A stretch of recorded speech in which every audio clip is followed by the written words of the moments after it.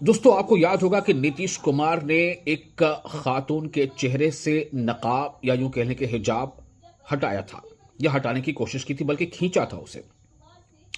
इस वाकये ने लोगों को बिल्कुल हैरान कर दिया। बिल्कुल, यानी कोई भी ये अगर देख रहा है या सुन रहा है तो उसे लग रहा है कि भाई एक एक रियासत का, एक राज्य का मुख्यमंत्री वो भला ऐसा कैसे कर सकता है।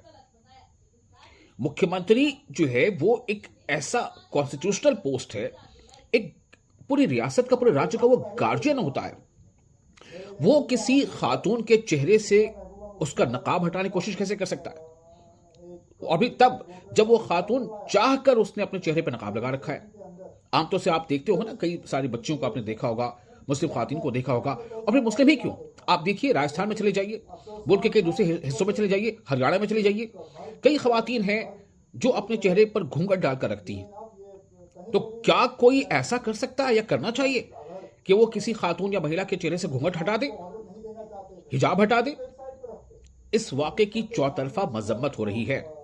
शायद ही कोई है जो सही मानों में इसकी तरफदारी कर रहा हो या कोई इसके हक में बयान दे रहा हो। अगर कोई दे रहा है तो उसके भी लोग मुखालफत कर रहे हैं।